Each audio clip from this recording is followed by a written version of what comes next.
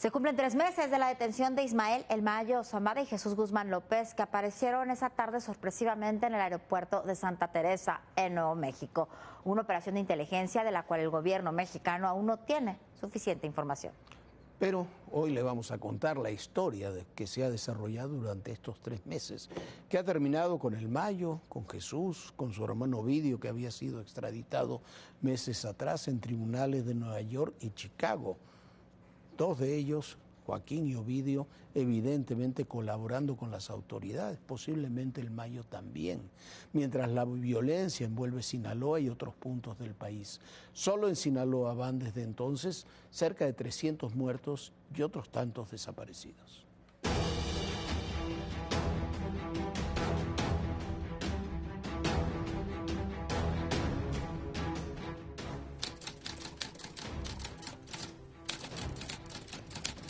La entrega de El Mayo Zambada a las autoridades estadounidenses es un hito en la historia del narcotráfico nacional e internacional. ¿Por qué? Por la trascendencia que tiene el cártel de Sinaloa en cerca de 40 países, según las autoridades estadounidenses. El 25 de julio marcó el fin de una era en el mundo del crimen organizado. El cártel de Sinaloa no será el mismo. Ismael El Mayo Zambada y Joaquín Guzmán López, hijo del Chapo, fueron puestos en custodia por autoridades estadounidenses en Nuevo México.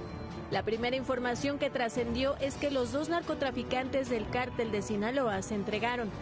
Ese día, el Departamento de Justicia de Estados Unidos publicó un comunicado donde el fiscal general Merrick Garland confirmaba que los líderes criminales estaban bajo su custodia.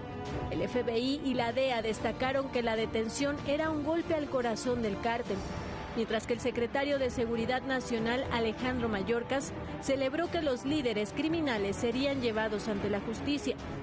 A las 15:30 horas se recibió en la Secretaría de Seguridad y Protección Ciudadana una llamada de la Embajada de los Estados Unidos en México, donde se informó que Ismael El Mayo Zambada y Joaquín Guzmán López se encontraban bajo custodia de las autoridades en El Paso, Texas. Mientras se vivían momentos de confusión por la inédita y extraña entrega de los líderes del cártel, se informó que el exrector de la Universidad Autónoma de Sinaloa, Héctor Melesio Cuen, fue asesinado durante un intento de robo en una gasolinera. El viernes 26 de julio, El Mayo Zambada se declaró no culpable ante una corte federal de Texas. Mientras que el martes 30 de julio, Joaquín Guzmán López compareció ante una corte federal de Chicago, Illinois. También se declaró no culpable. El viernes 9 de agosto, el embajador Ken Salazar confirmó que El Mayo fue llevado contra su voluntad, que se trató de una operación entre cárteles. Joaquín Guzmán voluntariamente se entregó. La evidencia que vimos nosotros cuando llegó él a Santa Teresa, en Nuevo México, el aeropuerto ahí, es que El Mayo lo había llevado así contra su voluntad. Horas después, a través de sus abogados, el líder del cártel de Sinaloa dio a conocer una carta donde detalló su captura y traición.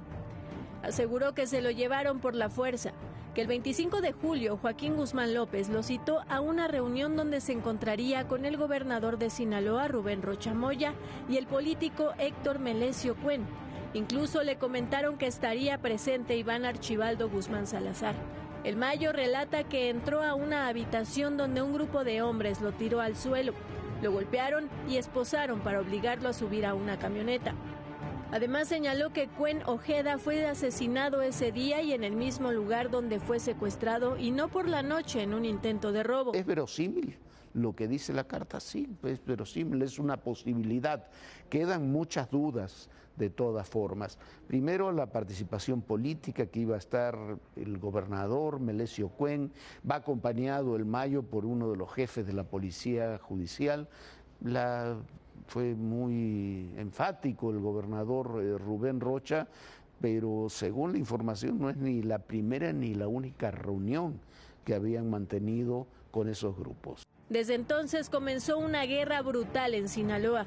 Por un lado, el grupo del Mayo Zambada, encabezado por el Mayito Flaco, y por el otro, los Chapitos.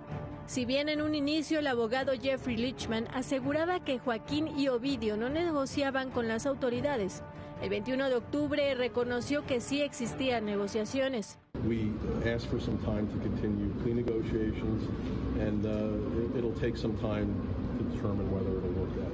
We're hopeful, but... El domingo 20 de octubre, la Fiscalía General de la República emitió un comunicado sobre el asesinato de Héctor Melesio Cuen.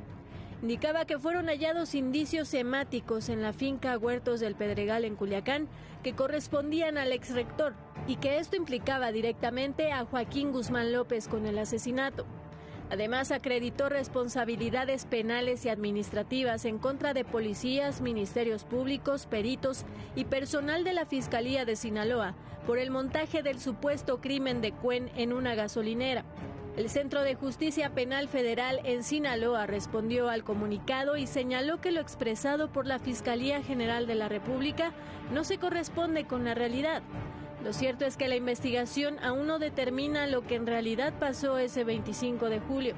Si en mayo fue secuestrado por Joaquín Guzmán o si hubo participación externa en los hechos. Lo que sí es realidad es la violencia que tiene asolados a los habitantes de Sinaloa, que hasta el momento registra más de 200 asesinatos, sobre todo en Culiacán, y centenas de desaparecidos.